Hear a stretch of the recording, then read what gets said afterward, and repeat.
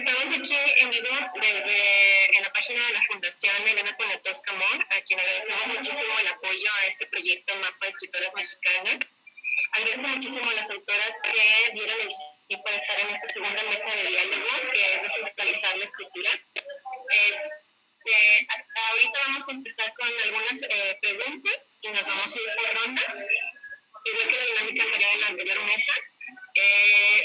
Quisiera que nuestras autoras nos hablaran un poco acerca de su trabajo literario, en qué ha consistido este trabajo, desde qué zona del país nos están acompañando y cómo ha sido el hecho de trabajar en la literatura, siendo mujeres, en estos círculos literarios que sabemos que siempre son como muy cerrados, que hay mucha misoginia, mucho machismo, pero cómo se ha desarrollado todo su trabajo literario.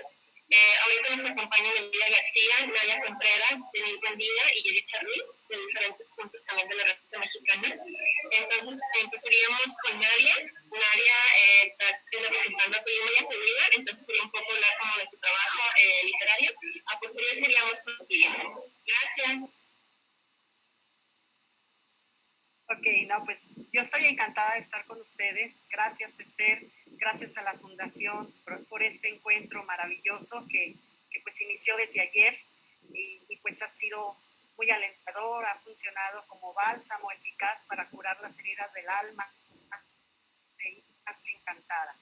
Bueno, yo soy de Colima, nací en Colima, entonces soy mitad colimense, mitad torreonense.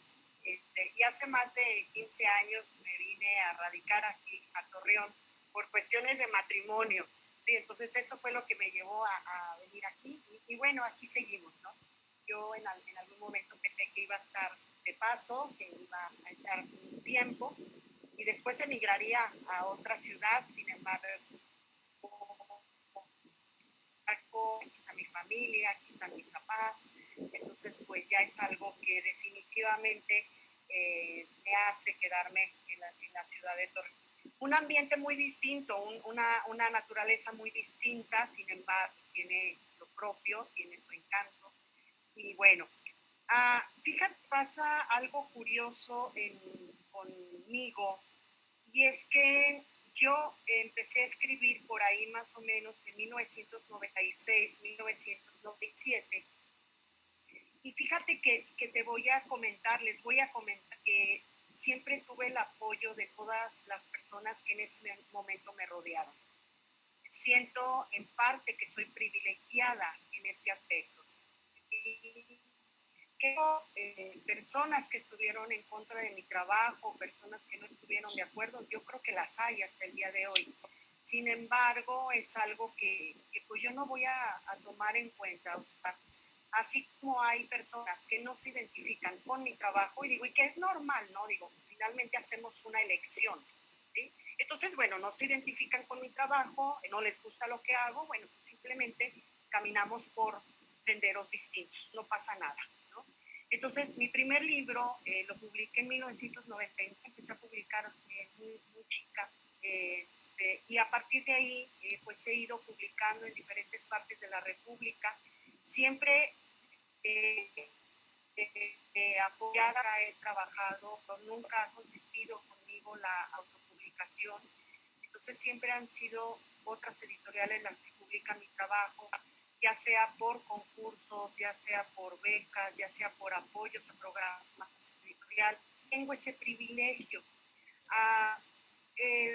hasta el día de hoy. Y en verdad, sinceramente, pues no me clavo pues en estas cosas negativas que nos suceden, ¿no? Yo trato de seguir adelante, trato de hacer lo mejor que pueda.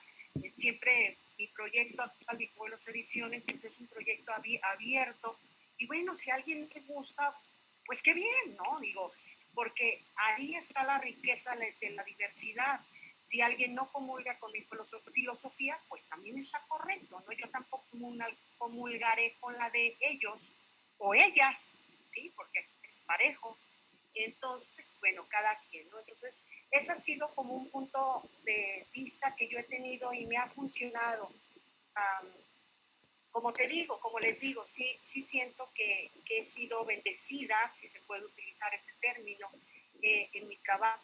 Y el el hecho de que exista Bitácora de Vuelos Ediciones tiene que ver mucho con esta retribución que yo quiero hacer a quienes en algún momento me apoyaron, ¿no? Quienes en algún momento me abrieron las páginas de la revista, quienes en algún momento me dieron la oportunidad de publicar, ¿no? Que confiaron en mi obra y que confiaron sin saber realmente si yo me iba a dedicar a ella. ¿No? Yo digo, determinar si esa iba a ser propiamente una vocación literaria, ¿no? O una decisión de vida. Pero confiaron estas personas, estoy hablando de mujeres y hombres, ¿no? Y eso en verdad es algo que yo sí admiro mucho, que yo respeto mucho, a esas personas las sigo apreciando mucho. Y hasta el día de hoy han sido compañeros, pues, y compañeras en este tránsito de la creación literaria. Entonces, he publicado antes, he publicado poesía, he publicado cuento, he publicado crónica, en fin, o sea, sí ha sido un trabajo que yo siento que mi trabajo es resultado de una presencia colectiva, de un apoyo colectivo. Y eso también es lo que busco los autores y promovemos en Bitácora de Vuelos, ¿no? Que sea un trabajo de acompañamiento que a los autores jóvenes les permite incursionar, o sea, es hacer presencia, así como yo en esos años. Por ahí es lo que me ha pasado pues en esta vocación literaria, Esther.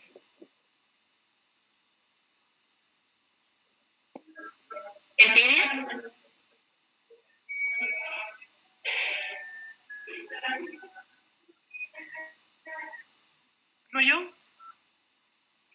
Ah, ok. Bueno, sí, pues igualmente que como Nadia, primero quiero pues agradecer a la Fundación L. Poniatowska por apoyar este proyecto que fue tu iniciativa, Esther.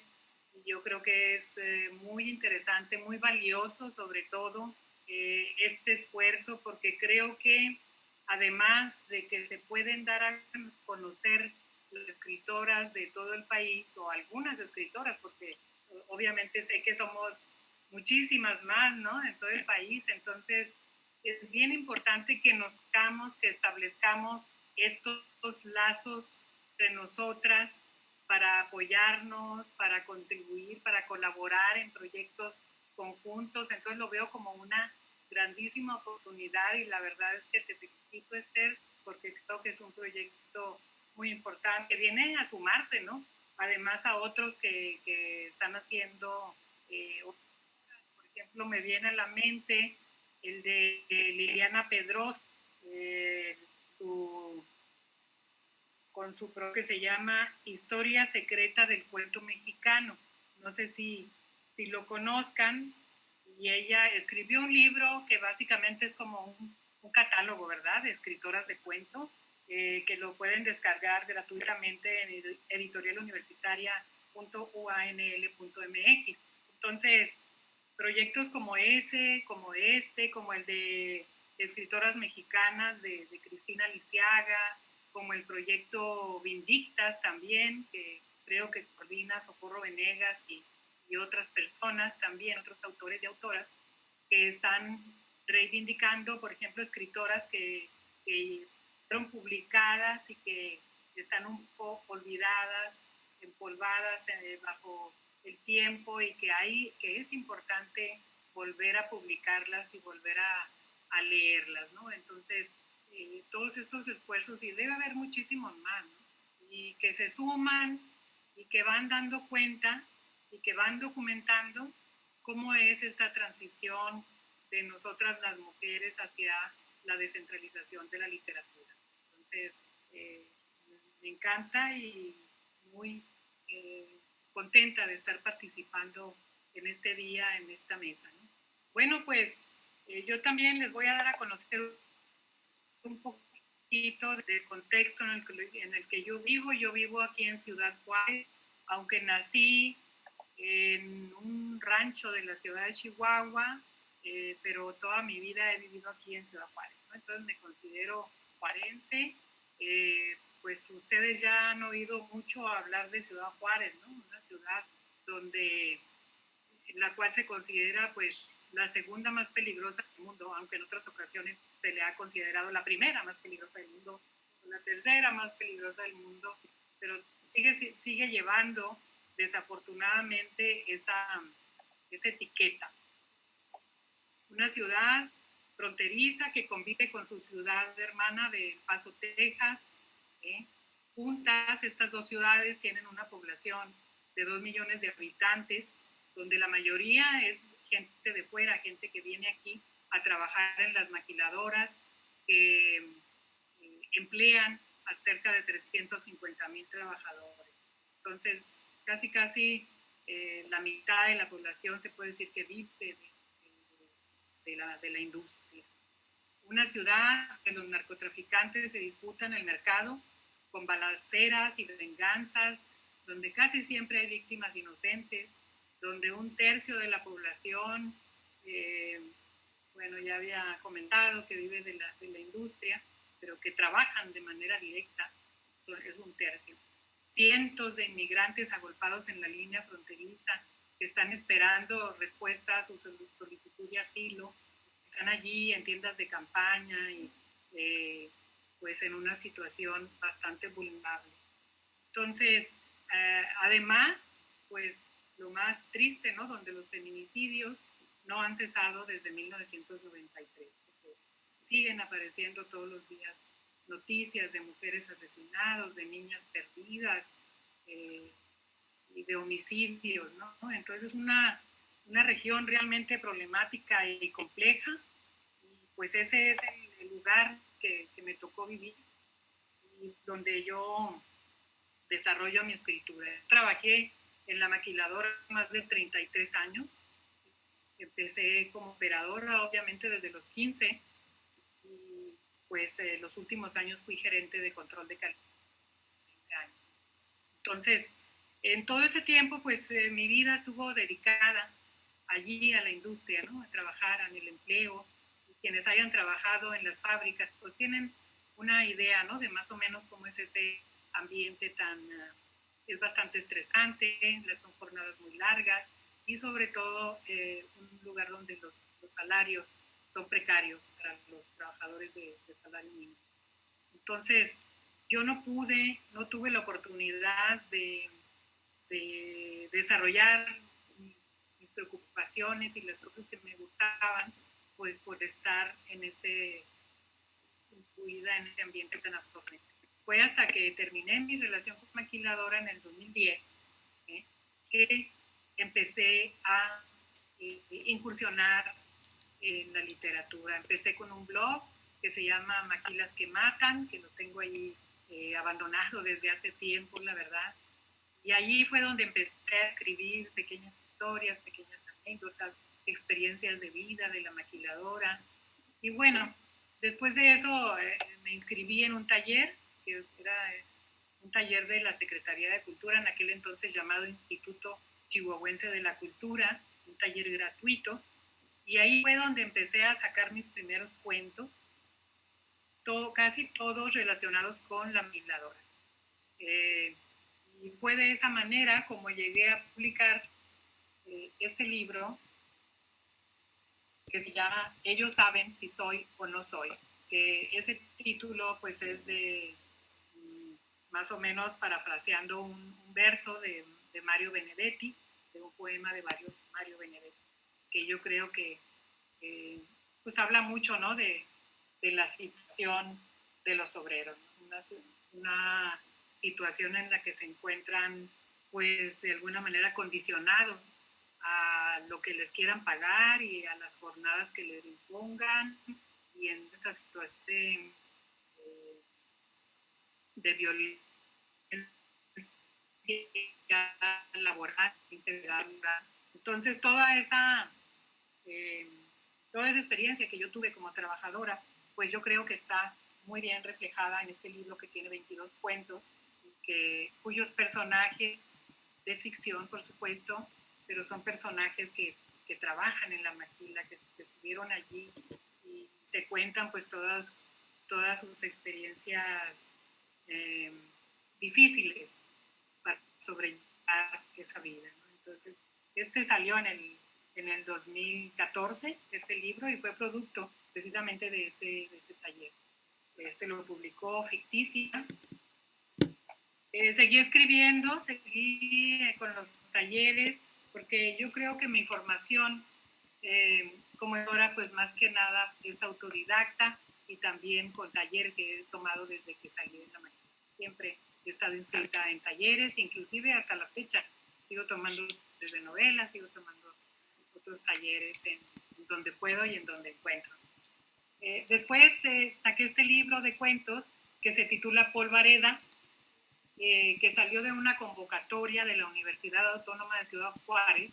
Ellos tienen un premio anual para diferentes géneros, y entonces yo mandé los cuentos que tenía y gané en la primera edición, que fue de cuento.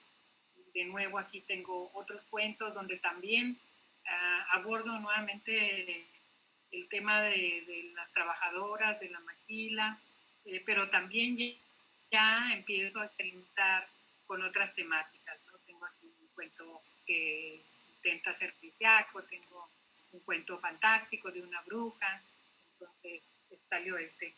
Y luego, pues paralelamente estuve publicando en diversas revistas, antologías, etcétera. Y otro cuento, por ejemplo, que escribí es un cuento infantil, que también es de la Universidad Autónoma de Ciudad Juárez, donde la maestra Susana Báez, la doctora Susana Báez, pues tiene un proyecto de cuento infantil con perspectiva de género, que es muy interesante, y me invitó a escribir un cuento. Y aquí yo escribí La rebelión de las muñecas, un cuento ilustrado, a colores, muy bonito. Y por último, mi más reciente trabajo en solitario, por supuesto, porque como sigo publicando en otras revistas y páginas, pero mi más reciente libro es El hombre que mató a los fríos, con el que fui afortunada de ganar el premio Amparo Dávila en el 2018. ¿Sí?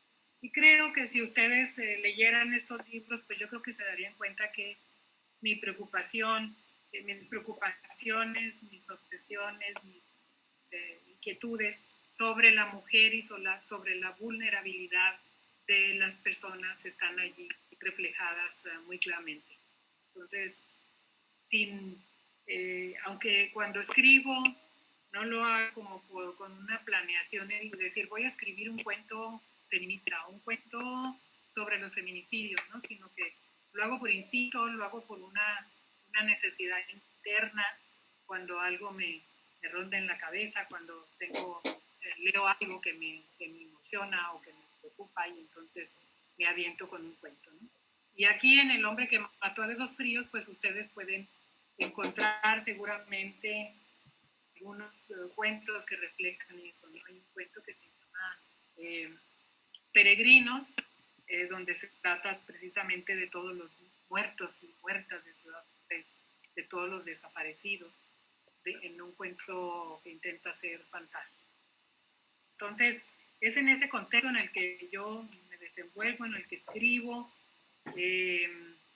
Pertenezco a un taller que se llama Colectivo Zurdo Mendieta, aquí en Ciudad Juárez, con el cual ya tenemos 10 años, que la mayoría son hombres, aunque hemos invitado mujeres autoras, pero por alguna razón o no les ha gustado, no les ha convenido, no han podido, no hemos podido conformar un grupo mayor de mujeres autoras. Pero en eso estamos. Yo creo que aquí en Ciudad Juárez tenemos muchísimas autoras, mucho talento, aunque la literatura juarense se pudiera decir pues que está en construcción, ¿sí? De todos modos, yo no quiero hablar solo de mí, sino también quiero mencionar a pues, las escritoras de esta ciudad que están destacando, que obras publicadas están pues de alguna manera ya consolidándose en la literatura de esta ciudad, como no podemos dejar de mencionar a la gran escritora Rosario San Miguel, ¿no? Con cuentos de cree que su novela Árboles es la escritora más reconocida en Ciudad Juárez y en nuestro estado. Ella es la que puso, como quien dice, el listón para que podamos superarla. Bueno, está Rosario San Miguel, está Arminia Arjona, que es narradora, está Susana Hernández, tenemos también a Liliana Pedrosa, bueno, ella es de Chihuahua, Juárez, Hilda Sotelo, Adriana Candia. De poetas, pues puedo mencionarles que tenemos aquí poetas maravillosas, tenemos a Navid Valles, tenemos a Mila Solís, también una gran poeta chihuahuense, no es de San Juan, tiene un libro, un poemario, se llama Elegida del Desierto, sobre los feminicidios, un poemario estrujante, maravilloso. Carmen Amato es otra poeta de aquí de la ciudad, Dolores Dorante. Y como nosotros pues vivimos en esta región, Juárez El Paso, pues no podemos dejar de mencionar a las escritoras que también están produciendo, que son buenísimas, como Silvia Aguilar Seleni, que vive en El Paso y que tiene una novela que se llama, bueno, tiene varias, pero una que se llama Basura y que es muy buena, publicada por Libro Press, sobre historias de los habitantes de los basureros, ¿no? Una novela también. Dramaturgas, bueno, yo creo que aquí la dramaturgia es excelente. Tenemos a Perla de la Rosa, Guadalupe de la Mora, Selfa Cheu, Virginia Ordóñez, Gisela Arroyo. ¿Sí? Entonces, es un catálogo de autoras que yo creo que van a seguir produciendo su trabajo y que nos enorgullece. Bueno, en mi humilde experiencia, pues mi objetivo pues es tratar de, con estos talleres que imparto, porque imparto talleres de escritura a trabajadoras de la maquiladora, a maestras, maestros también, pero la mayoría mujeres, y ellas pues intento que también impulsar su trabajo, porque está todo el potencial allí, ¿no? Todo ese talento, y que hay que ayudar a nuestras amigas a que también escriban, también publiquen, a que también participen en convocatorias, animarlas y dar a conocer su trabajo, aunque no estén publicadas, pero tenemos que hacer este tipo de mesas, estas lecturas colectivas que se vayan dando a conocer. Entonces, amigas, pues estoy encantada de estar aquí con ustedes. Ya vamos seguramente a platicar un poco más, pero que ya pues más o menos que conozcan este contexto, esta ciudad del desierto. Es complicado vivir por todas las violencias que hay contra las mujeres en todos los ámbitos, porque bueno, como ustedes saben, este triángulo de la violencia, de la que vemos solamente la punta, que es solamente la violencia directa, pero debajo pues subyace la violencia estructural, que tiene que ver pues con todo el marco que permite estas violencias, y también pues con la violencia cultural, sería el otro ángulo del triángulo de la violencia, la violencia cultural pues que tiene que ver con las conductas, aprendiendo donde se encuentra enmarcada o donde se encuentra incluida pues toda la violencia machista, que tiene que ver con la violencia cultural. Entonces bajo este triángulo, las escritoras de Ciudad Juárez como yo tratamos de hacer nuestro trabajo y lo seguimos haciendo contra viento y marea. Gracias. Yelitza, ¿qué nos puedes decir acerca de la pregunta que se lanzó, que es más o menos hablar acerca de tu trabajo? No solamente ha sido literario, sino que también has llevado círculos feministas que llevas las redes sociales para rescatar a las mujeres. Si nos puedes platicar un poco también de eso y del barrio de libros que se está encuentro de escritores, sería fabuloso. Hola a todas. A mí me gusta mucho el título de este círculo, de esta círcula de conversación, porque habla mucho sobre descentralizar las escrituras, ¿no? Y en lo personal, dentro de mi trabajo, yo siempre procuro esa descentralización en un asunto que tiene que ver con las interdisciplinas. Por eso creo que esta pregunta que tú me formulas tiene que ver con el asunto de poder formular como desde distintas aristas un trabajo, ¿no? En este caso hablo en particular de la gestión, de la historia, de la literatura y del derecho, que es como menos lo que yo trabajo. Soy originaria del estado de Guerrero, sin embargo, justo por las cuestiones de vida he tenido que emigrar a distintas ciudades, pero siempre teniendo los pies en el estado. Digo, ahorita me toca estar en confinamiento en Guerrero, y ahí es justo donde surge una de las cuestiones que me llama mucho la atención que acaba de mencionar nuestra compañera sobre la pirámide de la violencia, porque tenemos esa misma percepción desde el sur, y ahí colaboramos mucho, a pesar de que somos polos muy opuestos con el norte. Padecemos una misma violencia estructural que en muchas ocasiones decimos que nos toca a veces jugar de locales con la violencia. Sin embargo, pues también es un terreno pues muy fértil a la gestión y para poder generar otras formas de comunicarnos que no sean necesariamente con nuestra historia tan violenta como la tenemos en el Estado, porque también hay cosas muy que rescatar. En tiempo concreto, nosotros trabajamos desde el 2016 una plataforma que se llama Mujeres y Revolución, que es parte de la recuperación histórica de rostros y nombres de mujeres que participaron de forma activa en este conflicto bélico de 1878 a 1935. Tenemos alrededor de 77 nombres y rostros, obviamente apoyadas por la bibliografía y por algunos estudios que ya existen previos. Sin embargo, la oportunidad de poder acceder a otros archivos históricos, en este caso, y digo, un agradecimiento también desde acá a la Casa del Hijo de la Huizote, que siempre que hay que corroborar o comprobar algo, acudimos. Me gusta empezar como por cuestiones periféricas que tienen que ver justo con la escritura, porque es justo de donde yo retomo pues todo el material para poder formular. No me gusta la idea de la literatura exclusiva en la que solamente me tengo que enfocar a lo que se hace desde esa disciplina. Me gusta poder observar y analizar desde otras aristas. En este caso para mí es muy importante la cuestión histórica, pero también la cuestión jurídica. Hace poco me percataba de que al leer jurisprudencia encontramos una forma de ficción tan clara que podría asimilarse como una estructura de los cuentos, ¿no?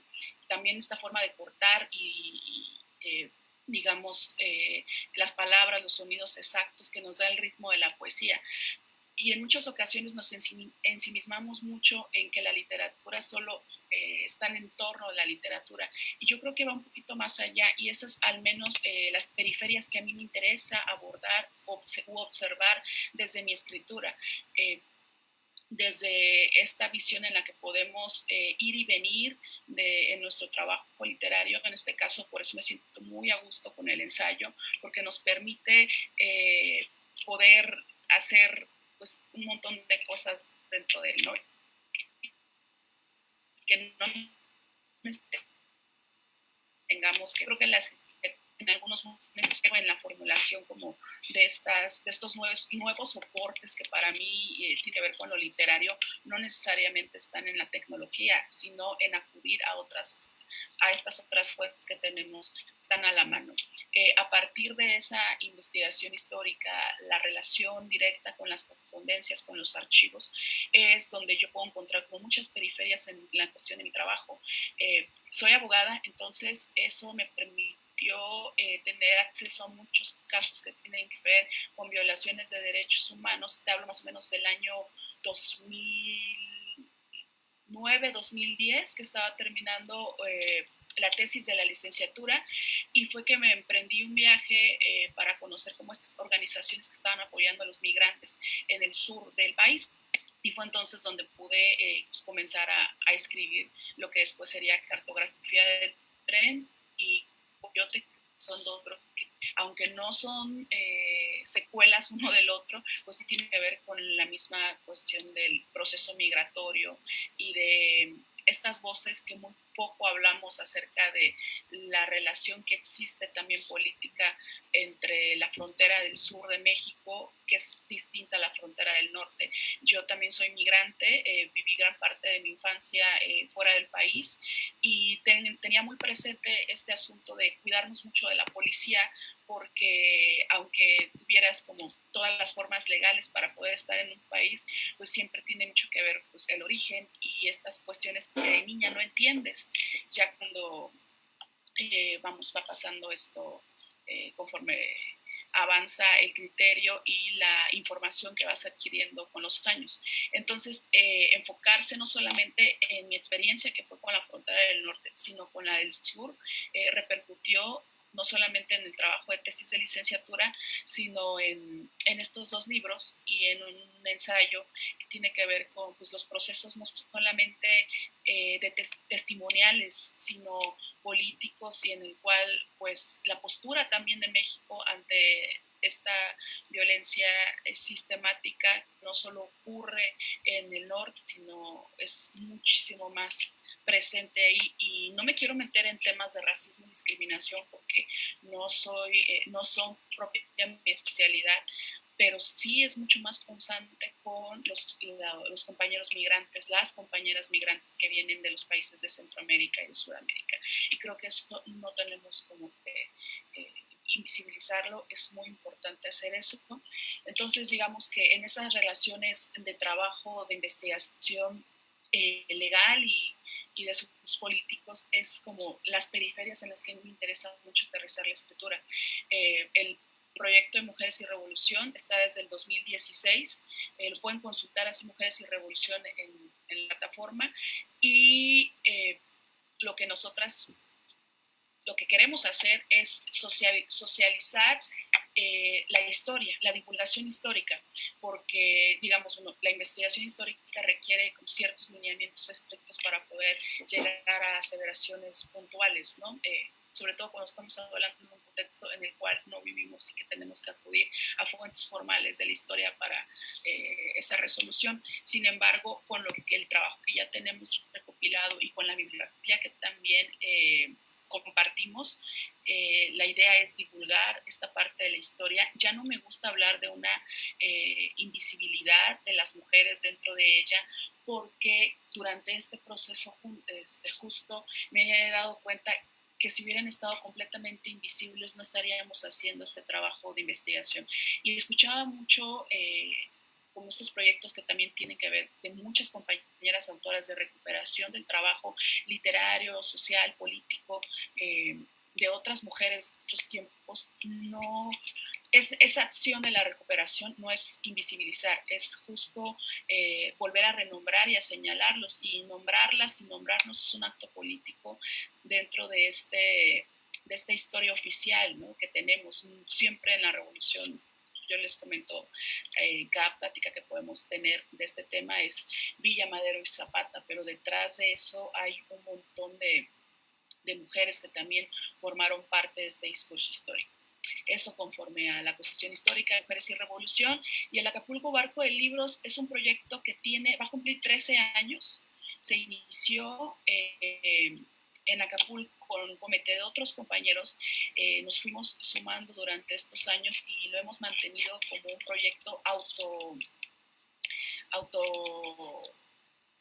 digamos, de autogestión. Sin embargo, no me gusta mucho la palabra autogestión porque sí hemos recibido apoyos gubernamentales, no los necesarios para hacer un proyecto de gran magnitud, pero que sí se ha podido consolidar durante 13 años consecutivos. El año pasado no se realizó por una cuestión de trabajo en el que nadie podía enfocarse en eso.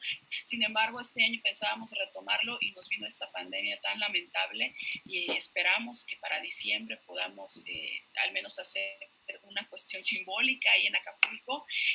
¿Por qué Acapulco? Porque Acapulco, pese a todo lo que ha sufrido y el embate de la violencia, sigue siendo uno de los puertos más importantes de este país y siempre va a tener esta actitud de visibilidad y sobre todo de apapacho candoroso sureño que nos decimos en la costa, ¿no? Creo que el escenario es propicio para estos encuentros.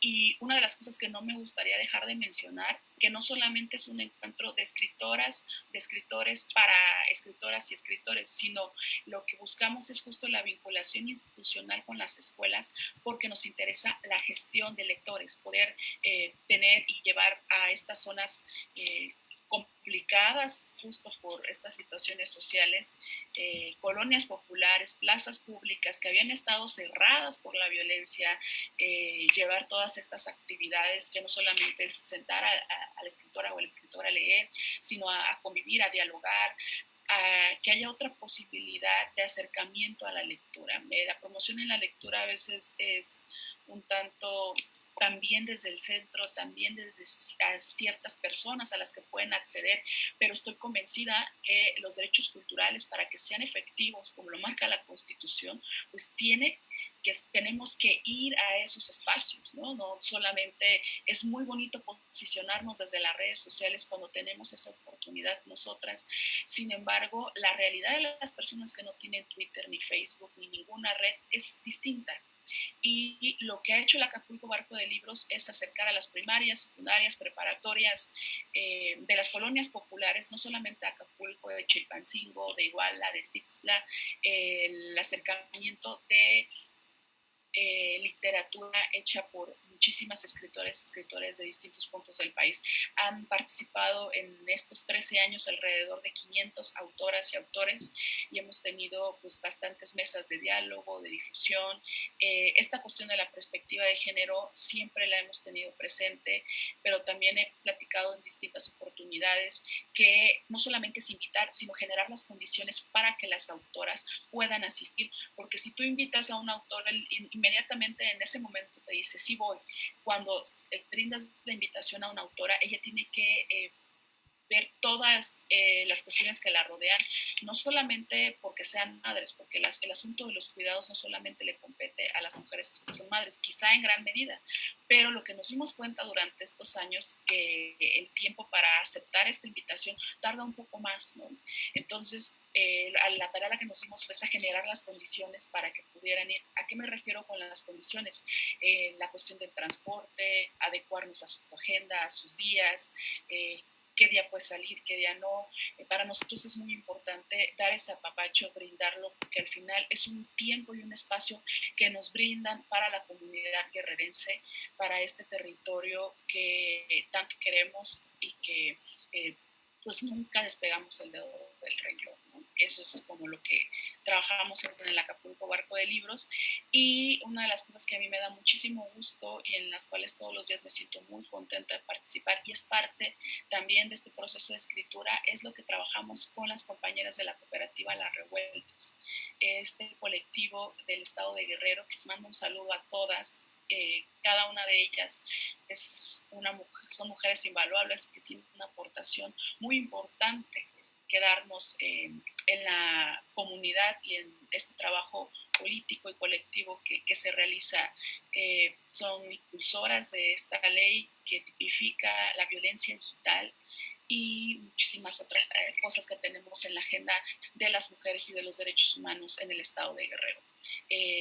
No me gusta hablar de deudas históricas, prefiero hablar de formas de solucionar esas deudas, no solamente desde lo legal, que es lo que me compete de forma directa, sino desde estas otras periferias, desde estas otras narrativas que también nos atraviesan, ¿no? Desde cómo nos nombramos nosotras desde nuestro contexto, desde nuestro estado, cómo solucionamos estas problemáticas que van surgiendo. Y yo me siento muy agradecida y me gusta mucho esta palabra que dice Nadia de bendecida, ¿no? Porque no solamente hay que asociarla a una cuestión religiosa, sino una cuestión de comunidad, de la importancia de lo comunitario. Y estas escrituras periféricas creo que a lo largo de estos 2 días han demostrado la importancia de hacer comunidad, y eso es vital, sobre todo para nosotras que radicamos. Bueno, yo radico en la Ciudad de México, digamos, ahí tengo en casa, pero siempre estoy no estoy a tiempo completo en la Ciudad de México, sino paso muchísimo tiempo en Guerrero, no solamente por cuestiones de trabajo, sino porque la cooperativa, este compromiso que nos exige estar, ¿no? No solamente después no me voy a pronunciar desde aquí, sino en la acción, y eso es fundamental. Bueno, eso es parte de las escrituras periféricas que habito, de las cuales yo trabajo y escribo y las que me siento pues, sumamente contenta de poder compartir con ustedes. Muchas gracias, Yelitza. Denise, hola, ¿cómo estás? Sería igual la misma pregunta que ya te había hecho a las demás compañeras, desde el lugar en donde estás, cómo ha sido todo tu trabajo y que nos platiques un poco cómo ha sido la estructura de todo este ámbito literario en donde estás residiendo y el conjunto de todo tu trabajo literario, que también sabemos que ese es un trabajo en pro de las mujeres, que nos platicaras también un poco acerca de ello y ahorita vienen unas preguntas que está haciendo el público. Gracias. Okay. Muchas gracias por la invitación. ¿Sí me escucho bien? Sí. Gracias, muchas gracias por la invitación. Quiero reconocer el esfuerzo y la labor que implica hacer este tipo de charlas, aunque es la virtualidad. Agradecerte también todo el proyecto que estás trabajando con el mapeo de las mujeres escritoras y agradecerte también, Esther, por este maravilloso libro, Mamá es un animal negro que va de largo por las noches blancas, que de verdad me parece un libro fascinante y maravilloso. Y pues estoy muy contenta de compartir con cada una de ustedes este espacio. Bueno, yo nací en Morelos, he vivido en Morelos, me fui un año a León, Guanajuato, que no fue mi lugar, definitivamente. Fui un poco a Guadalajara también y estuve un año en Ciudad de México y tampoco me gustó. Decimos en Cuernavaca y en Morelos que Cuernavaca tiene algo que te llama siempre a regresar y yo supongo que es lo verde, las guayabas, ¿no? Es tanta vida, aunque sea en una avenida como la Avenida Morelos, siempre hay verde y siempre hay cosas como maravillosas y yo creo que esa es la magia de mi estado, que sea verde todo el tiempo y que esté maravillosamente floreado. Morelos está al este con Puebla y al sur con Guerrero. Morelos también tiene un papel importante en tránsito, ¿no? De tránsito de lo peor y de lo mejor, ¿no? De tránsito de trata de personas, de tránsito pues de productos para vender y lo que sea, pero sí estamos situados en un espacio geográfico que nos convierte en cómplice de tránsito por la ubicación geográfica. Morelos tiene una gran historia de lucha y de resistencia y creo que ese es un valor importante en el Estado porque constantemente hay apariciones de manifestaciones, de toma de espacios públicos, de colectivos reorganizándose, articulándose. Hay una gran agenda en relación a los derechos humanos en Morelos, ¿no? Tenemos agenda de desaparecidos, agenda de feminicidios, agenda de defensa del territorio, agenda de violencia en general, de violencia estructural, de violencia política en las mujeres. Tenemos una gran agenda donde podemos sumarnos constantemente y lo que yo he aprendido y he tratado de construir desde hace muchos años es que sean procesos colaborativos. Yo creo mucho en la colaboración entre mujeres. Me parece que hemos aprendido a colaborar entre mujeres, que no fue algo que se nos enseñó, se nos enseña culturalmente a no ser colaborativas entre mujeres. Hay dichos que sostienen estas prácticas o que enmarcan las prácticas de no hacer trabajo colaborativo de mujeres, ¿no? Hemos reaprendido a festejar los triunfos de las otras, a sentirnos orgullosas del triunfo de las otras, de los premios de las otras, porque las otras somos nosotras ocupando espacios que antes no teníamos, ¿no? Ocupando espacios como Elisa Díaz, que ganó en el 2020, en este año, el premio de Aguascalientes, y otras mujeres que han ido con su trabajo tomando espacios que antes no estábamos ahí, ¿no? No estábamos ahí. No estábamos, por ejemplo, en la vida cotidiana del aprendizaje. en la educación. Yo recuerdo un artículo de Letras Libres donde citaban la encuesta de escritoras contemporáneas de 2016 y ahí hicieron una entrevista en algunas universidades y el 41% de los profesores universitarios confesó que nunca, jamás, en los años que llevaba de profesor, había incluido a mujeres escritoras o filósofas en sus temarios. Eso es gravísimo, porque en todo el proceso de aprendizaje hemos sido borradas o aisladas o hemos estado en las periferias. Y es muy reciente este proceso colaborativo de rescatarnos las unas a las otras, de bordar esta genealogía, de ver dónde pertenecemos, a qué pertenecemos, saber que no somos huérfanas de hermanas ni de madres literarias y que cada una está abriendo una ventana y un puente para reconocernos, me parece fabuloso, me parece maravilloso y me encanta vivir en esta época y en este momento donde las mujeres escritoras de cualquier área, de cualquier disciplina, tenemos esta oportunidad de entretejernos y de formar alianzas incorruptibles, porque también he aprendido que las alianzas entre mujeres tienen otras categorías al interior y de verdad creo que son básicamente incorruptibles en ese sentido, ¿no? Morelos tiene una cartelera cultural maravillosa. Tenemos las jornadas de poesía Serendipia, que organizan otras compañeras y otros compañeros. Tenemos el Festival de Literatura Fantástica, Abismo. De manera personal, trabajo en el Festival de Cómic, ¿no? También queríamos como rescatar a las mujeres que están haciendo cómic, porque cuando yo empecé a trabajar guión para cómic, me di cuenta que las mujeres guionistas también estaban por ahí como que guardadas o olvidadas, ¿no? Y en realidad una descubre que las mujeres en muchas disciplinas hemos sido olvidadas en las artes visuales, en el performance, en el collage, en las manifestaciones artísticas públicas, y de repente tienes que estudiar el diplomado de arte y género para descubrir a las madres literarias y a las hermanas literarias. Construyeron una base que nadie nos contó porque siempre estuvieron pues en la periferia, ¿no?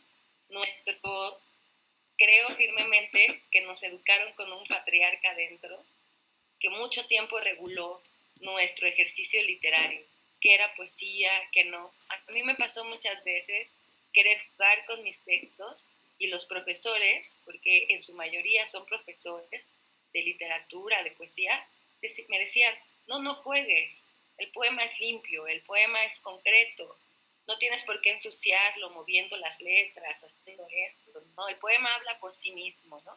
Y en la onda del performance, que he incursionado un poco, porque en el 2007 fundé un colectivo de poetas feministas llamado Lunámbulas, que lo que hacíamos era convivir con los colectivos activistas feministas de Morelos, en ese entonces el COFEM, que era el Comité contra los Feminicidios en Morelos, de cual fui parte, y lo que hacíamos es tener reuniones con la Fiscalía para ver los expedientes y darle seguimiento de qué estaba pasando. Yo recuerdo en el 2007 nuestras manifestaciones de 10 personas, de 10 mujeres, y la marcha de marzo, bueno, éramos miles, y también eso me conmueve como la respuesta al llamado urgente de que mujeres tenemos el derecho de ser tratadas como iguales, ¿no? Me gusta lo que decía Yelitza, porque acaba recién de pasar de manera como figura jurídica y legal, las mujeres somos muy nuevas en la vida pública, ¿no? Las mujeres somos muy nuevas en esta onda de ser ciudadanas, de tener voz, voto. En realidad tenemos muy poco en el espacio público y creo firmemente que las artistas en todas las disciplinas están haciendo un excelente trabajo para visualizar el trabajo de las otras y de una misma. Yo sí creo que no solo hay un mundo literario patriarcal en la editorial, en los espacios de lectura, en los escenarios, en la formación. Creo que es una estructura muy, muy patriarcal, como casi toda la estructura en todo lo demás. Pero creo que estamos viviendo un momento, como lo decía Yelitza, de descentralización de los espacios y de la escritura. Creo que estamos viviendo un momento de la despatriarcalización de los temas.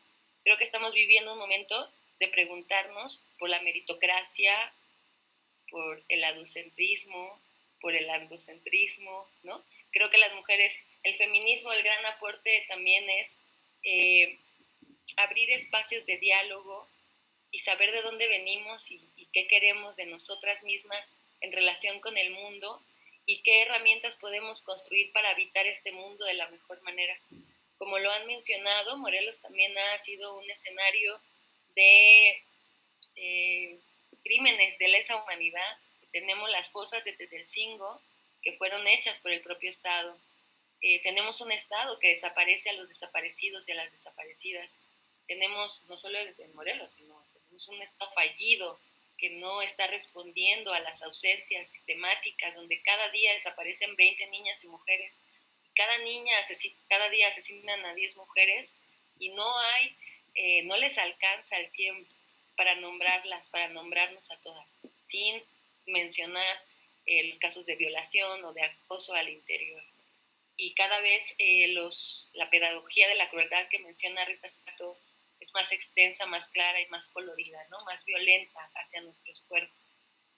Y si en la vida cotidiana no nos tratan con respeto, cuando hablo de la vida cotidiana, de que no nos tratan con respeto, abordamos el autobús para ir a trabajar, cuando salimos a la calle a caminar, a la tienda, todos los días hay una agresión constante a nuestro cuerpo. Yo sí puedo trasladar ese ataque constante a nuestro quehacer artístico. Sí, creo que hay una resistencia, creo que ven el trabajo de las mujeres como una literatura menor, creo que les ha costado mucho trabajo vernos como iguales y aprender a practicar el respeto por nuestros temas, por nuestra agenda y por la construcción de nuestros espacios, ¿no? Yo en el 2007 también trabajé en un proyecto de Xochiquetzal Salazar, que es una poeta que trabaja la poesía, rescata en su trabajo poético a diosas mesoamericanas y el tema del incesto, que también es un tema pendiente. Trabajamos una primer revista en novelas feminista que se llamaba En Aguas Surcidas, y era una revista de mujeres para mujeres, que tenía la tarea de evidenciar y de compartir el trabajo de científicas, escritoras y demás.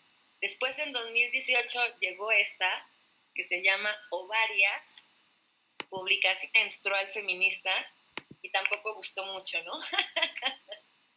Tampoco ha gustado mucho, es un proyecto colaborativo entre mujeres.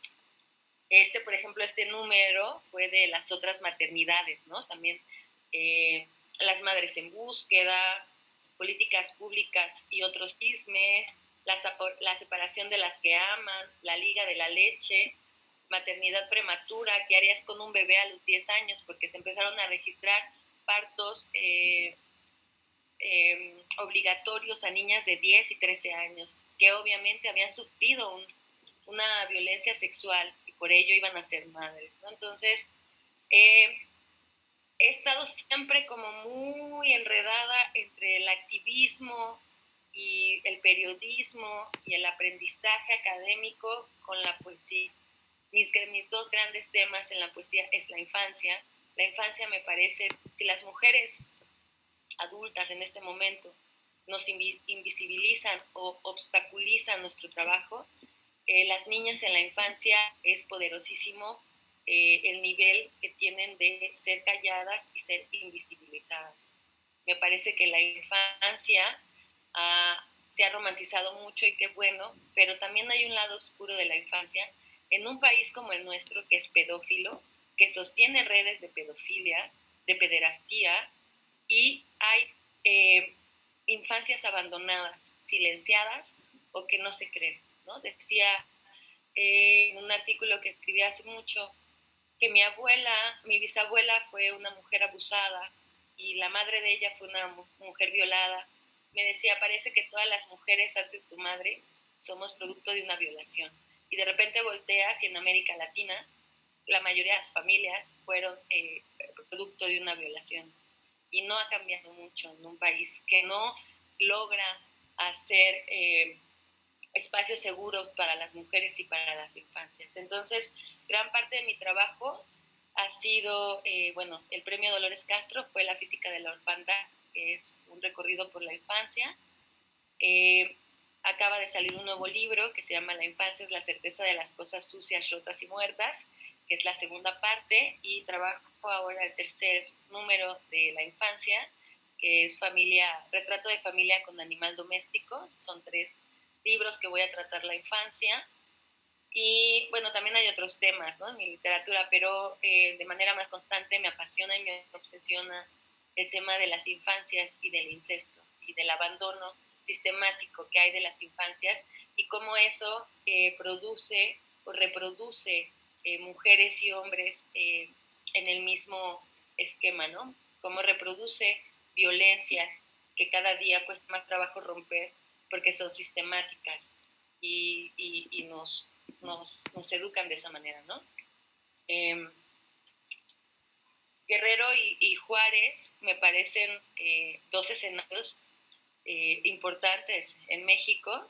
En Guerrero yo he podido trabajar con los otros desaparecidos, con Mario y con otros compañeros, y en Juárez también. Yo recuerdo hace mucho el PIDEA que en el tema de fosas y desapariciones decían que no hicimos caso porque no eran nuestros muertos, no eran nuestros muertos, pero que Juárez en el 93 era el laboratorio del terror que se expandía, y en Juárez se encontraron las primeras fosas clandestinas llenas de cuerpos de mujeres que a nadie le importó, ¿no? Entonces siempre se me hace como un nudo en la garganta porque no es posible, tomando de partida la fecha del 93 ahora, que sigamos siendo el país de las fosas, de las desaparecidas y de las infancias mutiladas, ¿no? O sea, no puedo creerlo. Pero siempre tengo paz y encuentro tranquilidad cuando converso con personas y con mujeres como ustedes, que en su trabajo literario está ahí la memoria de cómo habitamos y desde dónde nos habitamos y el bordaje de la periferia, ¿no?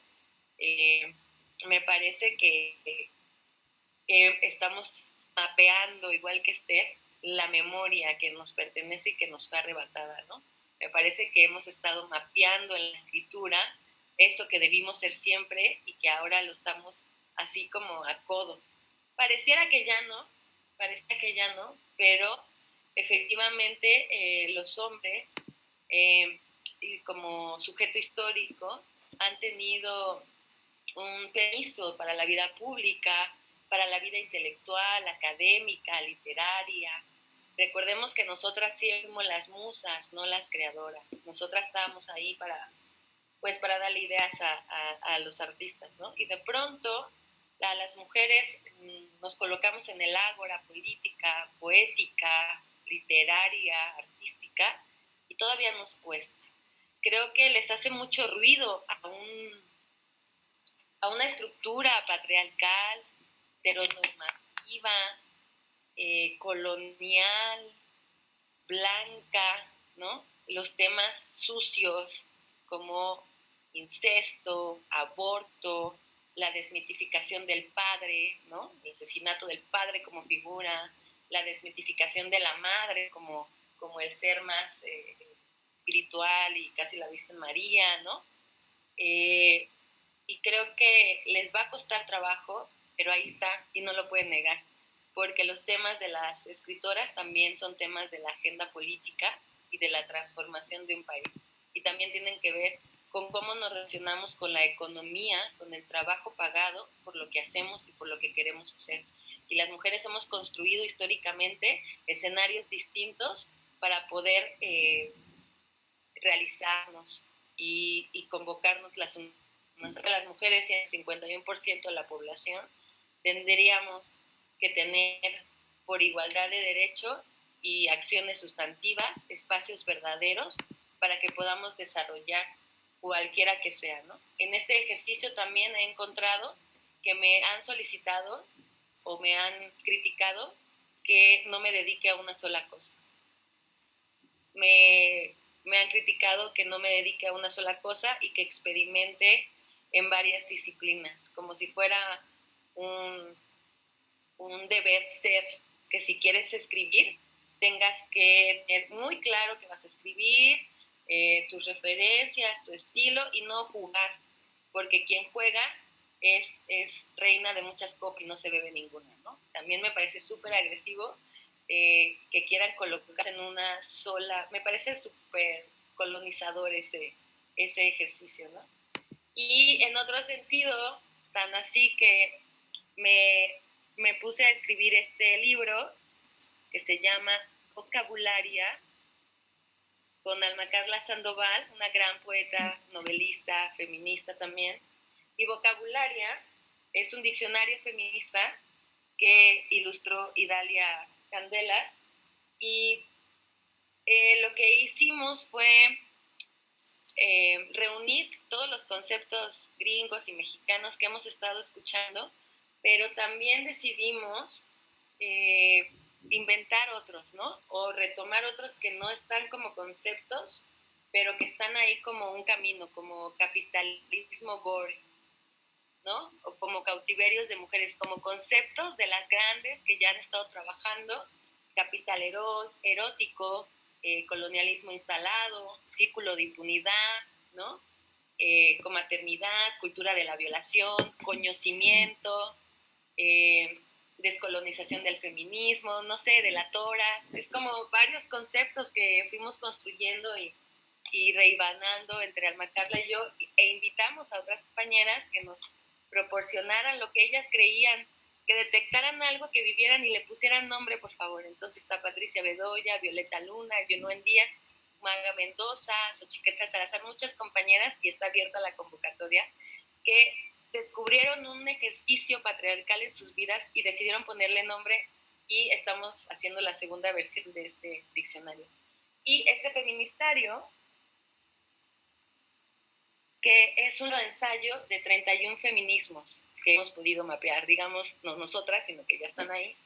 Y me gusta mucho este libro de manera particular porque nunca abandona la poesía. Tanto Alma Carla como yo, bueno, jugamos ahí un poco con la poesía, ¿no? Y en este sentido he sido también guionista, que me parecía súper importante. Se llama Justicia para los 5. En el caso de la Narvarte, no sé si ustedes lo recuerden, el caso de Rubén, Alejandra, Mile, Yesenia y Nadia, las noticias pues era multihomicidio, ¿no? Entonces, bueno, digamos que mi pequeña aportación como guionista colaboradora con José Luis Pescador fue que es un multifeminicidio y un homicidio, ¿no? O sea, aquí asesinaron a 4 mujeres y a un hombre. Y no porque Rubén sea compañero, periodista y más conocido, vale más que la vida de las otras mujeres que fueron asesinadas ahí. Entonces, pues bueno, esto lo pueden encontrar en línea, ¿no? Fue un trabajo para Artículo 19. Me ha gustado mucho colaborar en el tema de guión. Para mí ha sido fascinante aprender a concretar lo que quiero decir, que ahorita no lo he logrado en esta charla. Pero bueno, y realmente ese ha sido mi camino, ¿no? Mi camino ha sido entre activista, feminista, poeta, guionista, performancera. Realmente el performance me ha ayudado muchísimo a reconfigurar la noción de mi cuerpo en un espacio público. Me ha ayudado a reconfigurar narrativas, porque las lunámbulas, que somos 5, hemos hecho canciones, hemos hecho video, tenemos ahí La Gorda Loca Puta Exagerada, tenemos varios temas que pueden buscar en internet. Jugamos mucho con los procesos colaborativos, como este tarot poético feminista, que bueno, cada una construyó una diosa que ayuda a resituarte en el mundo desde un proceso poético feminista. Y hemos hecho varios proyectos que, jugando un poco, y rompiendo un poco la barrera esta de dedícate a una cosa y sé la mejor.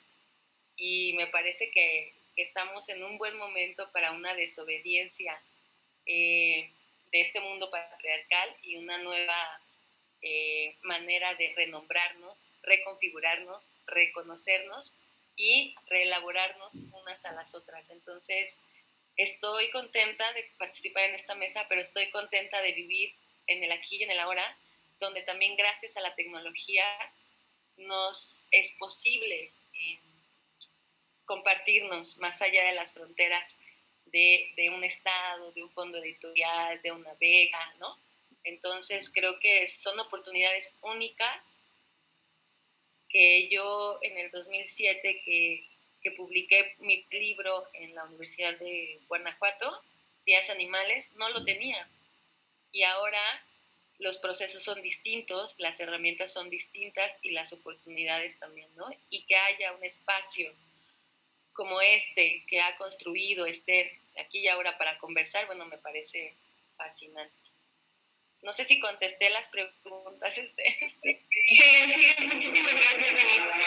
Voy a continuar con las preguntas que nos han mandado nuestros espectadores. Está Alba Medina.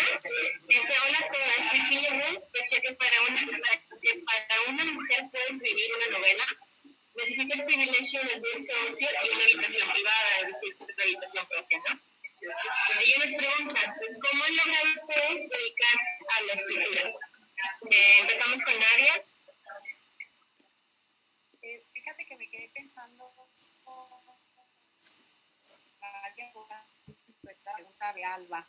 Me quedé pensando en lo que estaba comentando Denise propiamente y tiene que ver con este momento. Bueno, ¿quién le dijo a la mujer que debía de parar? ¿No? Esa es una pregunta que siempre he traído en la mente. ¿En qué momento se le privó, por ejemplo, de la literatura, ¿no? O sea, en este caso primero pues oral, luego en pliegos, en libros, ahora en pantallas. En realidad la mujer ha estado en la literatura a lo largo de la historia, ¿no? Pensando ahorita que hablaba ella, ¿no? Por ejemplo, pienso en la época medieval. La mujer en la época medieval era quien se encargaba de la transmisión de los cuentos, ¿no? Las canciones, las adivinanzas. Tenemos varias evidencias ahí, por ejemplo, tenemos los cancioneros, tenemos literatura documentada en torno a la participación de las mujeres en estos periodos. Hay situaciones que sí considero que han ido modificando o que a lo largo de la historia modificaron la participación de las mujeres. Por ejemplo, la iglesia de Roma y la del judaísmo, por ejemplo, pues se encargarían de colocar sobre ella, sobre la mujer, la piedra de todas las condenas. Eso es una de las cosas que pasan por ahí. Hay una contradicción en todo esto, ¿no? Estamos, por ejemplo, en lo cristiano, pues tenemos la presencia de Eva y María simultáneamente, ¿no? Eva, la pecadora, María, la que va a salvar, ¿no? A través de la presencia de su hijo.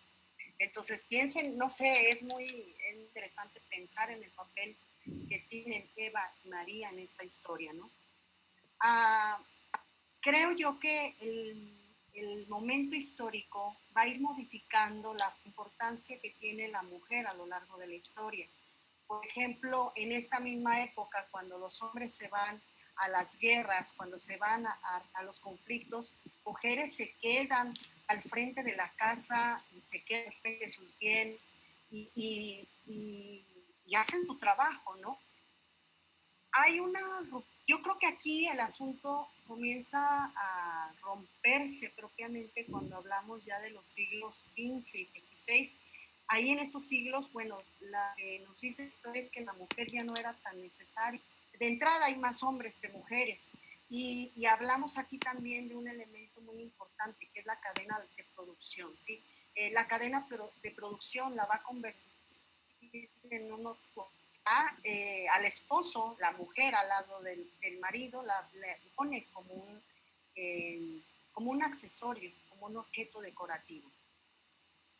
Ahí, sin embargo, pese a y aquí hablo de cómo ha ido la mujer pues apareciendo y desapareciendo en esta historia, hay, por ejemplo, en este periodo, estoy hablando en estos siglos, participación de las mujeres en círculos humanistas.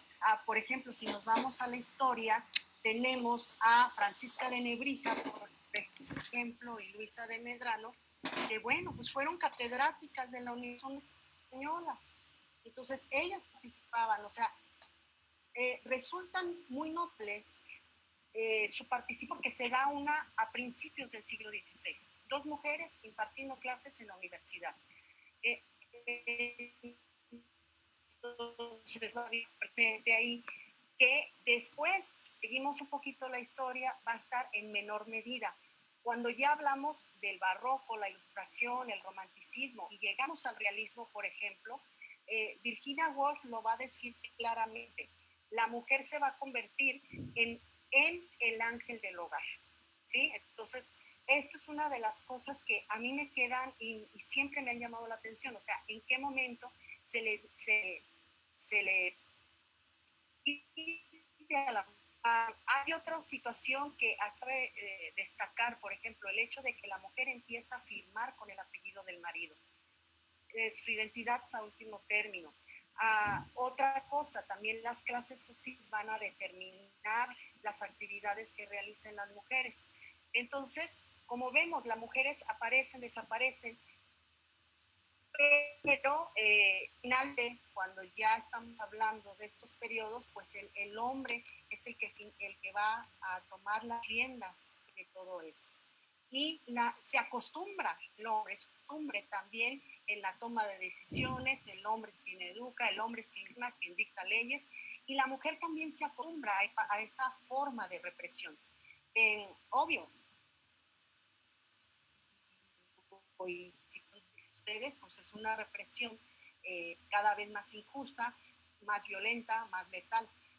Aquí, por ejemplo, pensamos en el límite de las mujeres. Este límite, bueno, las mujeres comienzan a trazar sus existencias, comienzan a reclamar sus espacios, su lenguaje, su cuerpo. Entonces, esto sí, a partir del comentario de pues esto sí es lo que me salta a la vista, ¿no? El recorrido de la mujer, como la misma historia la va a condenar al olvido y la mujer tiene que recuperar esos espacios. Pero hay otra cosa muy interesante aquí, el hecho de que todavía hoy en día la mujer es acostumbrada a estar en segundo plano. Este cambio de chip, este cambio este recelo todavía no llega a muchas mujeres. Y entonces, por ejemplo, yo lo veo en la editorial, ¿no?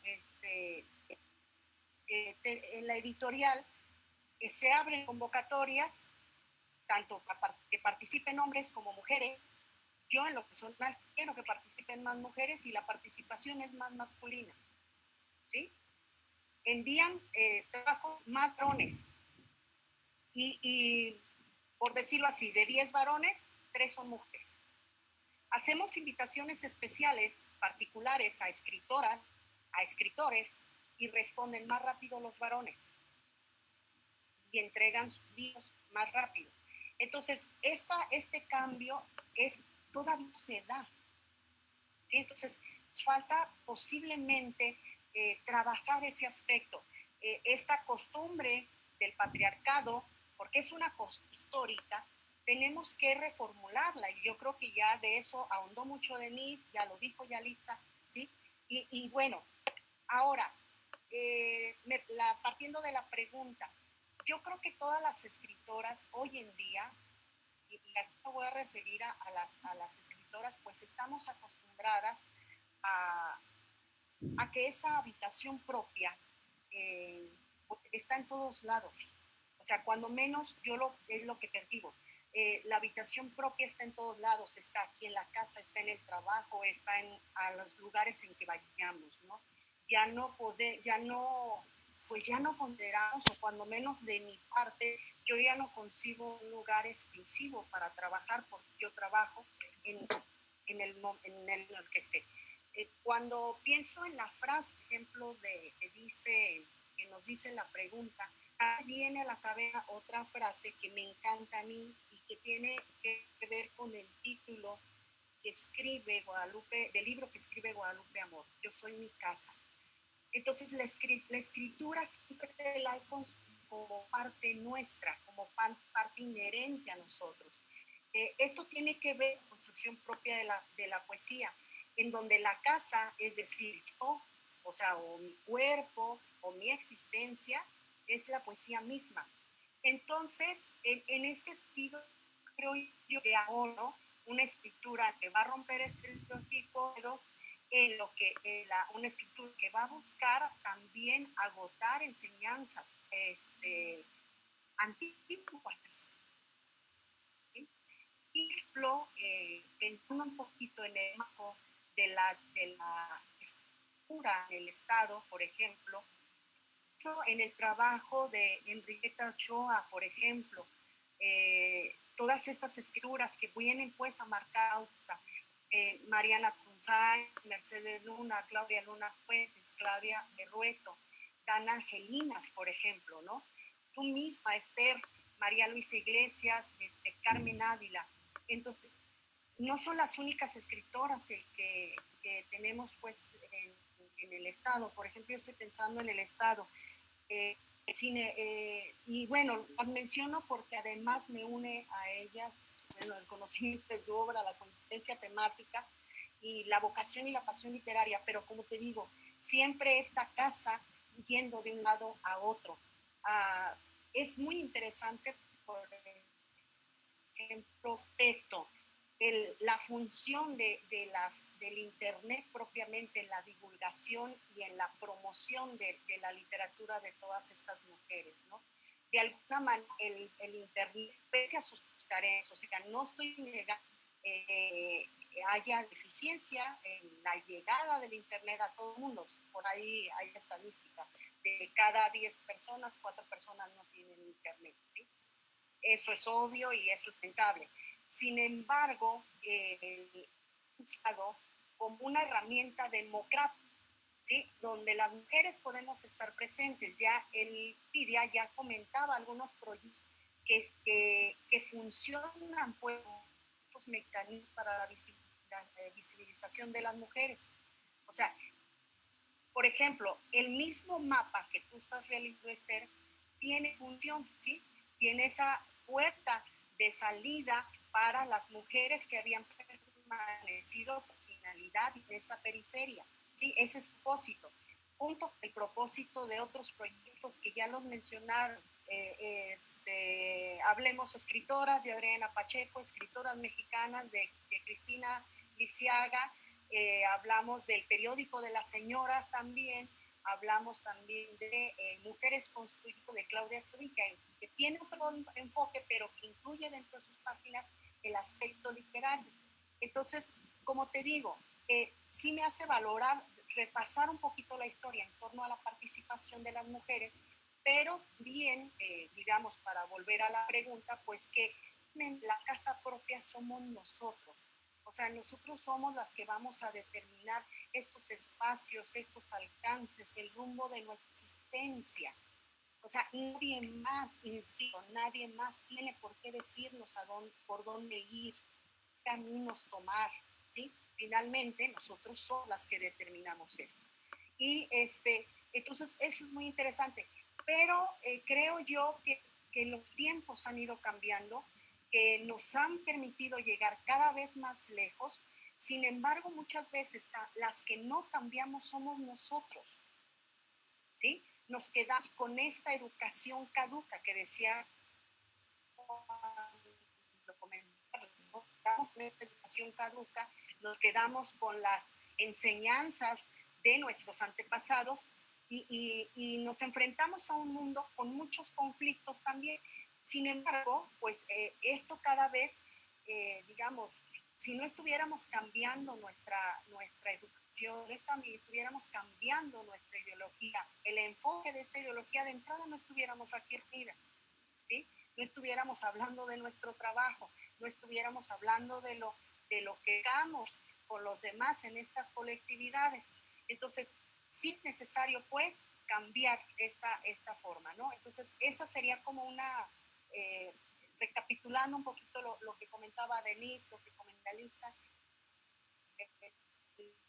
Y bueno, aquí no tiene la pregunta, sería esta mi aportación. Gracias, Nadia. Lidia, sería igual la misma pregunta que nos planteó Alba. ¿Cómo has logrado dedicarte a la escritura? Sí, gracias. Bueno, yo coincido totalmente con Nadia, ¿no? Esa falsa sentencia de Virginia Woolf, cuando dijo una mujer debe tener dinero y una habitación propia si quiere escribir ficción. Y recuerdo, ¿verdad?, que en el libro pues se cuenta que Virginia recibía un dinero de una tía, me parece, ¿no? Pero que fue como ella empezó a dedicarse a eso. Y es verdad, pero ahora necesitamos entender qué es ahora esa casa, ¿no? Esa habitación propia.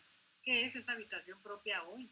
Yo creo que una habitación propia en estos días, en nuestros tiempos, es esto que estamos haciendo, es una habitación propia, es una casa donde las mujeres estamos precisamente eh, ejerciendo nuestra creatividad y nuestra reflexión y nuestros puntos de vista para dedicarnos a lo que queremos hacer, para encontrar maneras de hacerlo mejor. Ahora, obviamente, pues tenemos, cuando yo me pongo a pensar en las mujeres escritoras de mi entorno, otras, pero más las de mi entorno, porque son las que mayor conozco, las que más conozco, pues me doy cuenta que son mujeres que han hecho a un lado lo que les estorbaba para poder dedicarse al estudio. Y hablo también de mi caso personal, ¿no? A mí me estorbaba, obviamente, un trabajo totalmente absorbente, además de otras cuestiones personales en las que no es interesante para nadie conocerlas, ¿verdad? Pero que estorbaban para mi desarrollo personal. Entonces, sí tenía los recursos económicos para dedicarme a escribir, pero tenía esta carga laboral y esta otra carga de un matrimonio fallido totalmente. Entonces, todo eso pues no te permite. Entonces tienes que liberarte. En mi caso, pues, obviamente tuve un divorcio, entonces el 50% del problema se fue. Por otra parte, también tuve recursos, de repente pues tuve ahí unos ahorros al terminar mi relación laboral, unos ahorros por mis muchísimos años de trabajo, y además pues encontré apoyo en mi pareja, ¿no? Que además también es profesor, es escritor y tal, y entonces, y la familia, pues yo solamente tengo un hijo, ya tiene su vida independiente, entonces ahora soy libre, tengo esa habitación propia, independiente, tengo una vocación, ya empecé vieja, ¿no? Yo ya empecé grande con este tema, entonces me tuve que poner a estudiar, a aprender, a leer muchísimo, pero yo digo que no debemos esperarnos, ¿no? Yo creo que hay que empezar en el momento que decidimos que deseamos dedicarnos a algo. Si a ti te gusta escribir, si a ti te gusta leer, si lo que quieres es hacer poesía o acciones de cómic o pintar, ¿eh? Entonces no hay que detenerse, no hay que esperar a que la vida avance. Llega un momento en que ya el tiempo que nos queda es breve para dedicarnos a lo que queremos con pasión.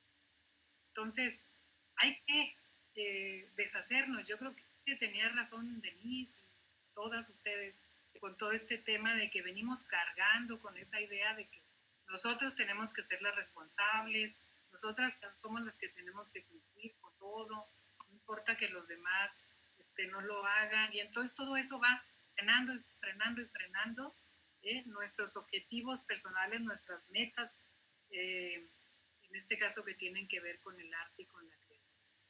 Entonces hay que liberarnos ya, ¿no? O sea, yo en mis talleres, mi taller que vengo dando desde hace ya algunos años se llama Viva la Vida, y siempre se llama así, porque en esos talleres a mí me gustaría y trato de impulsar esa idea de que hay que reivindicar la vida en un lugar, en un país donde continuamente se nos está hablando de la muerte y donde continuamente la vemos, la atestiguamos, las balas cruzan por nuestra calle, pero entonces, la vida no puede ser solamente eso.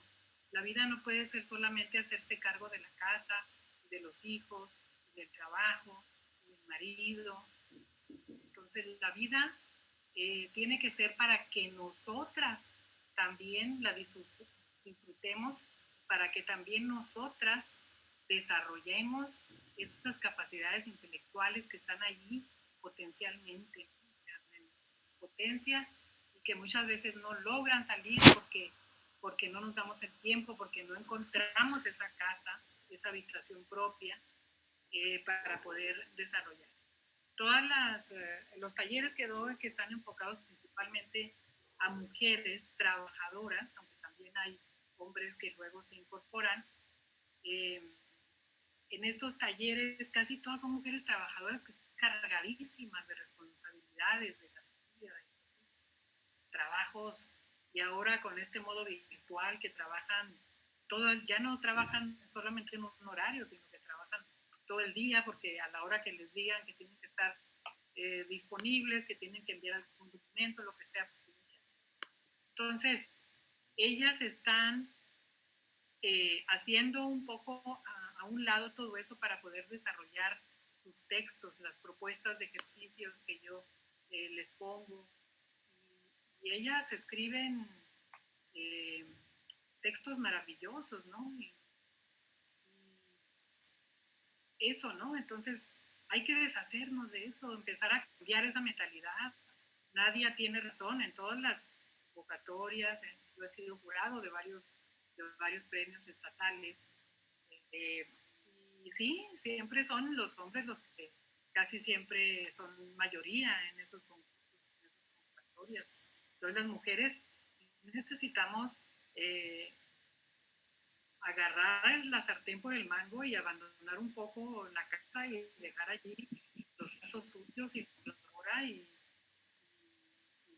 las responsabilidades duras, y también decir, no, es que ahora yo voy a leer 1 hora, o voy a ponerme a escribir este cuento o a corregirlo para sacar mi libro de cuentos o mi poemario al final de este año. Entonces, sí, tenemos que cambiar de mentalidad, tenemos que cambiar de chip, tenemos que saber que somos, ya somos independientes, ya podemos ganar dinero, ya podemos terminar carreras, ya podemos ser más libres, aunque todavía hay demasiado en contra nuestra. Pero yo creo que ya las condiciones están allí para que todas salgamos adelante. Y esto que estamos haciendo, pues es un paso importante en ese sentido. Y hay muchísimo, ahora que estoy oyendo los proyectos de Denise y de Yelitza, o sea, me parece fascinante, o sea, todo lo que hace Denise, todas estas revistas, estos proyectos, este proyecto de cartografía del tren, de Yelitza, o sea, me parece fabuloso todo lo que las mujeres estamos haciendo, y ojalá que muchas mujeres nos estén escuchando y viendo para que vean cómo sí es posible crear en este país y que podamos desarrollar nuestras propias metas personales. Así le hice yo, tarde, pero empecé y no he parado y ahí vamos.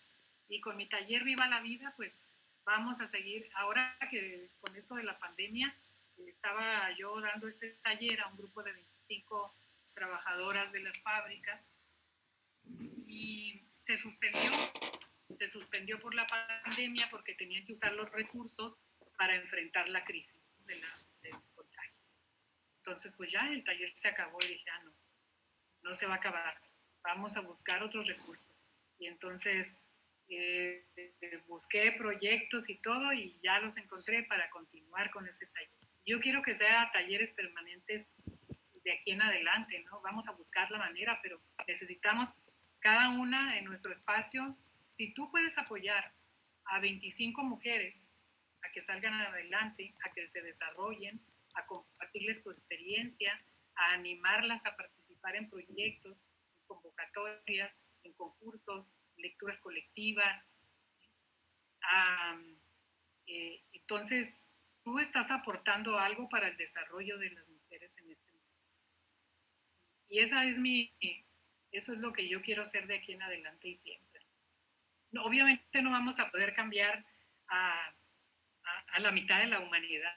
Nosotras podemos hacer poco, pero lo que podemos hacer es decir, ok, ¿qué puedo hacer? ¿Para cuántas personas puedo colaborar para que salgan adelante, para que muestren su trabajo, para que se conozca su labor, se conozcan sus proyectos?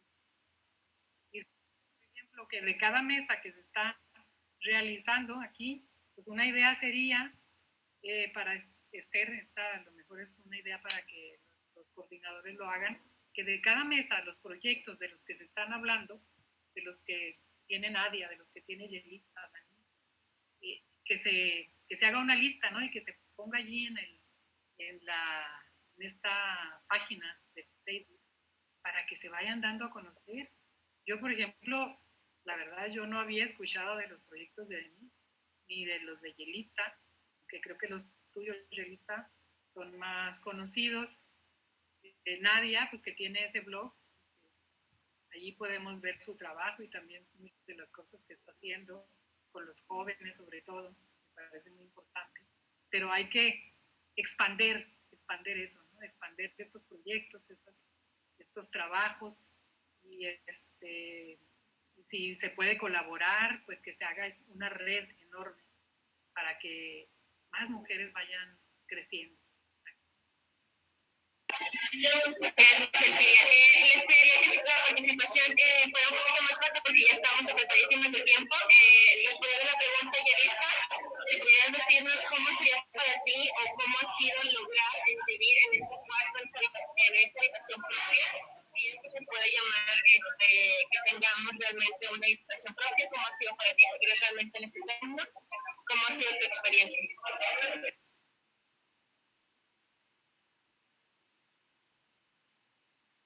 Perdón, el audio.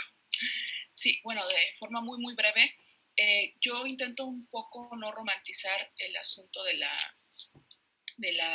habitación propia, trabajando justo el trabajar en otra área como el derecho o la historia, me permiten como ubicarme mucho en las realidades en las cuales pues, como mujeres nos enfrentamos, ¿no? Sin victimizarnos de la cuestión laboral y todo eso. A mí me encanta mi trabajo, entonces no lo padezco mucho y lo que intento pues aplicar es llevar a hacerla itinerante, sobre todo porque trabajo de forma itinerante también.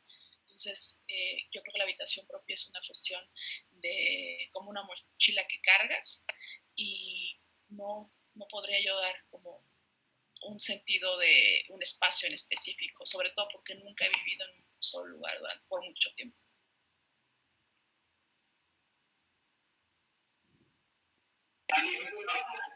Denise. Denise, ahí está. ¿Sí nos escuchas, Denise? ¿No?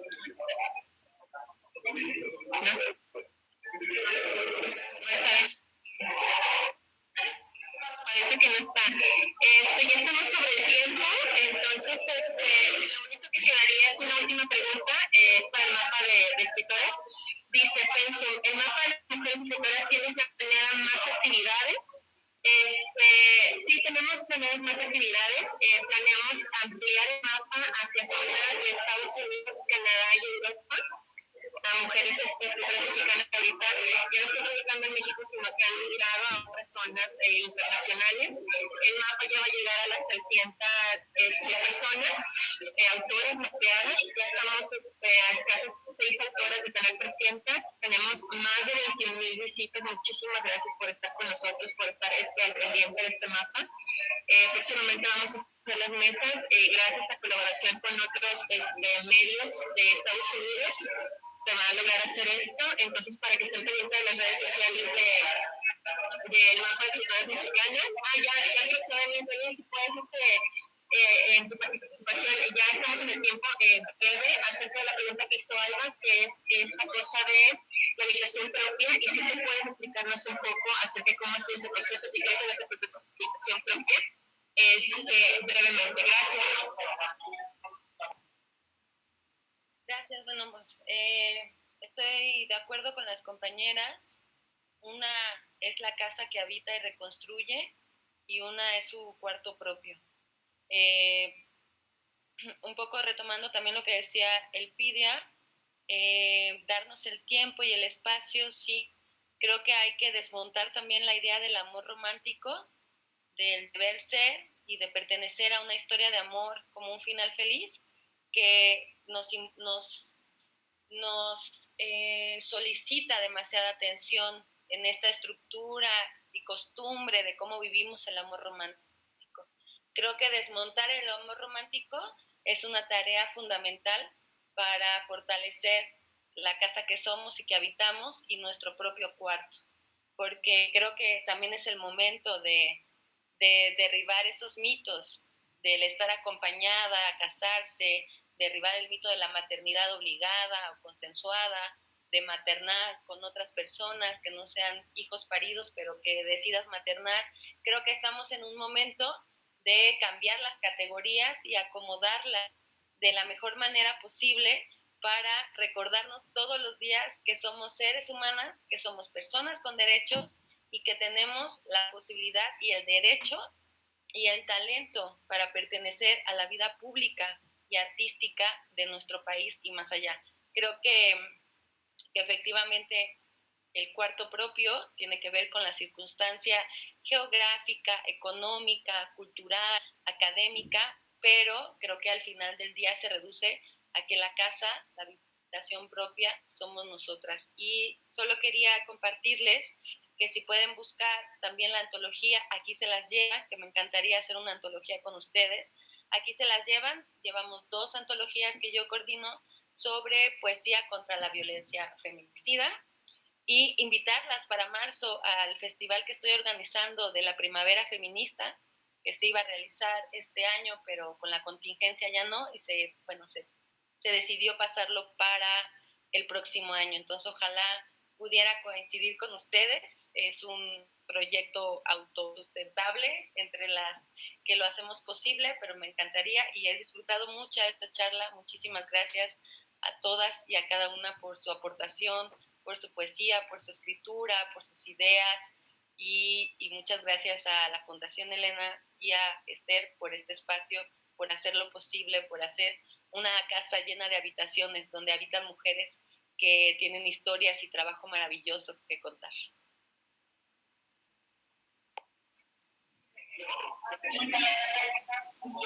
Bueno, pues agradecemos muchísimo a los asistentes a esta charla en vivo, a estas mesas de diálogo. Muchísimas gracias a Elena Poniatowska, a la Fundación Elena Poniatowska Amor, a todos los integrantes de la Fundación por hacer esto posible, por ayudarnos, por darnos el apoyo y la difusión de este proyecto de Madres Virtudes Mexicanas.